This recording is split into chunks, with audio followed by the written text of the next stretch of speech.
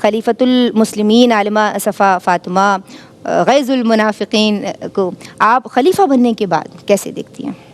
بسم اللہ الرحمن الرحیم۔ سب سے پہلے ہم اس پر بات کر لیتے ہیں کہ صدیق اکبر رضی اللہ تعالی عنہ نے حضرت عمر رضی اللہ تعالی عنہ ہی کو کیوں خلیفہ مقرر کرنے کا فیصلہ کیا۔ اس کی وجہ ایک یہ بیان کی گئی ہے کہ فتوحات کا سلسلہ جاری تھا اور دین اسلام کو ظاہر فروغ مل رہا تھا۔ عرب و عجم تمام علاقوں میں دین اسلام جو ہے وہ اب پھیلتا جا رہا تھا۔ یہی وجہ تھی کہ مال غنیمت بھی کثرت سے آ رہا تھا۔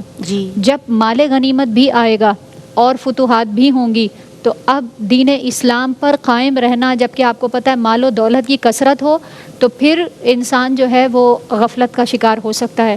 بہت سارے اس طرح کے پرابلمز ہو سکتے ہیں کہ دین اسلام پر عمل کرنے میں لوگ جو ہیں وہ کوتاہی آہستہ آہستہ جیسے جیسے دور آگے جاتا رہے کوتاہیاں شروع ہوتی رہیں۔ ضروری تھا کہ کسی ایسے شخص کو اب قیادت دی جائے کہ جو سخت مزاج ہو، مال بھی وصول کرے، اس کو صحیح جگہ خرچ بھی کرے، اور دین اسلام پر عمل کرنے کا جس طرح لوگوں کا معمول ہے وہ سلسلہ بھی اسی طرح جاری رہے۔ مال کے آنے کے باوجود لوگوں میں کسی قسم کی کوئی کوتاہی وغیرہ کا معاملہ نہ ہو سکے۔ لہٰذا صدیق اکبر رضی اللہ تعالی عنہ نے اس بات کو پریفر کیا کہ حضرت عمر رضی اللہ تعالی عنہ کو خلیفہ مقرر کیا جائے، کیونکہ آپ سخت مزاج ہیں اور اگر بالفرض دین میں کسی بھی مقام پر کوتاہی دیکھیں گے تو آپ اس میں سختی سے جو ہے وہ آپ کا معاملہ ہوگا۔ ضروری تھا کہ اس وقت صدیق اکبر کے بعد حضرت عمر رضی اللہ تعالی عنہ کا انتخاب کیا جائے۔ سختی بھی تو ضروری ہوتی ہے نا؟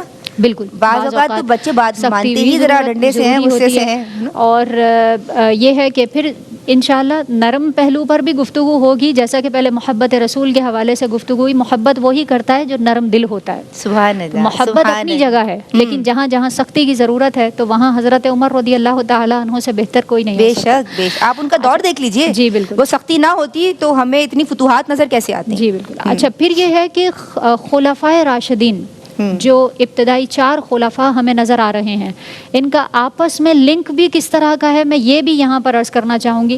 خلیفہ تو حضرت عمر رضی اللہ تعالی عنہ ہیں، لیکن ان سے پہلے خلیفہ صدیق اکبر کی ان کے بارے میں کیا رائے ہے، اور اگر ان کے بعد کے خلیفہ حضرت علی رضی اللہ تعالی عنہ کی رائے آپ کے بارے میں ہم جانتے ہیں، تو یہ بہت زیادہ ہمیں ایک خوبصورت جذبات حضرت علی رضی اللہ تعالی عنہ کے نظر آتے ہیں۔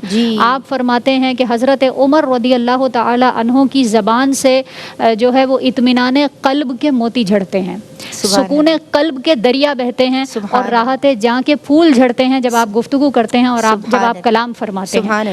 یہ آپس میں جو خلفائے راشدین ہیں ان کی محبت، ان کا پیار ہمیں نظر آ رہا ہے۔ اچھا، پھر اس کے بعد اگر ہم عوام الناس کے ساتھ آپ کے معاملات دیکھتے ہیں یا آپ ذاتی طور پر خلیفہ بننے کے بعد آپ کا کیا معاملہ ہے، تو معلوم ہوتا ہے کہ متوسط درجے کا آپ نے اپنے لیے وظیفہ مقرر کرنے کا کہا، اور وہ بھی اس لیے تھا کہ پہلے تجارت کیا کرتے تھے اور اب وہ تجارت کا معمول ظاہر ہے کہ ختم ہو چکا اور اب ساری ذمہ داری حکومت کی آپ کے کاندھوں پر ہے، تو پھر آپ نے متوسط درجے کا وظیفہ مقرر فرمایا۔ کچھ لوگوں نے رائے دی کہ آپ چونکہ خلیفہ ہیں تو تھوڑے سے اس کو بڑھا دیا جائے، اس میں گزارا کرنا مشکل ہوتا جا رہا ہے۔ آپ نے فرمایا کہ اگر مجھے ان کے نام معلوم ہو جائیں کہ جنہوں نے یہ مشورہ دیا ہے کہ میں چونکہ خلیفہ ہوں تو مجھے زیادہ ملنا چاہیے، اگر مجھے ان کے نام معلوم ہو جاتے میں ان کو ضرور سزا دیتا۔ یہ اپنی ذات کے لیے خلیفہ بننے کے بعد جو آپ کا کردار سامنے آ رہا ہے۔ پھر اسی طرح اگر ہم دیکھیں عوام الناس کے اعتبار سے یا فلاحی کاموں کے اعتبار سے، تو معلوم ہوتا ہے کہ مہاجرین انصار 2 گروہ مدینہ شریف میں موجود ہیں، ان دونوں کی ایک مجلس شورا مقرر فرما دی، کیونکہ بعض اوقات انصار کی طرف سے رائے آئے گی، بعض اوقات مہاجرین کی طرف سے رائے آئے گی، کہیں ایسا نہ ہو کہ اس میں کوئی اختلاف یا ٹکراؤ پیدا ہو۔ تو اس کشیدگی کو ختم کرنے کے لیے یا اختلافی معاملے میں ایک مقام پر جمع ہونے کے لیے آپ نے یہ فیصلہ کیا کہ ایک مجلس شورا مقرر کر دی جائے جس میں انصار صحابی بھی ہوں، جن میں مہاجرین صحابی بھی ہوں، اور پھر مل کر آپس میں یہ فیصلہ کریں۔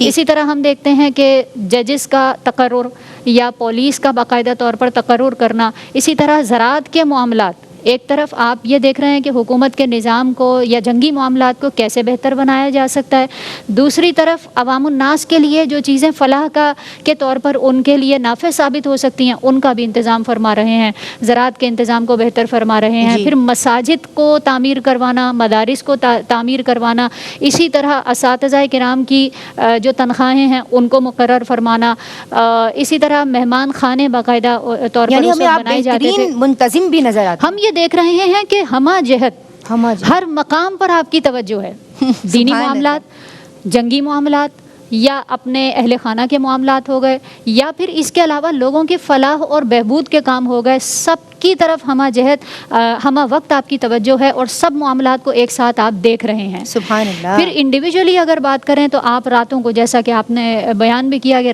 گشت کیا کرتے تھے، اور ایک مرتبہ ایک عورت کو اپنے گھر میں کچھ اشعار پڑھتے ہوئے دیکھا، اور وہ اس کا شوہر جو ہے وہ کوئی سپاہی تھا اور کچھ عرصے سے وہ حکومتی جو امور ہیں ان کو سر انجام دے رہا تھا. تو آپ نے عرض کیا، آپ نے بلکہ یہ سوال کیا اس خاتون سے کہ کیا معاملہ ہے کہ کیوں اتنی زیادہ افسردہ ہو. ظاہر ہے کہ ایک خاتون جب گھر پر اکیلی ہوتی ہے، کئی معاملات ہوتے ہیں جن کو دیکھنا ہوتا ہے. تو آپ نے پھر بعد میں جا کر اس بات کو یہ حکم بلکہ صادر فرمایا کہ کوئی بھی سپاہی، کوئی بھی فوجی 3 یا 4 مہینے سے زیادہ اپنے امور میں جو ہے وہ اس طرح مشغول نہیں ہوگا کہ گھر کی طرف توجہ نہ ہو. تو ان کو باقاعدہ طور پر ایک ریسٹ کے لیے ایک دن مقرر فرمایا کہ آپ اپنے جو دیگر معاملات ہیں ان کو بھی دیکھیں گے اور حکومتی جو معاملات ہیں ان کو بھی دیکھیں گے. بڑا زبردست یہ ہمیں نظام نظر آتا ہے جو حضرت عمر فاروق رضی اللہ تعالیٰ عنہ کی خلافت کے حوالے سے. سبحان اللہ، سبحان اللہ.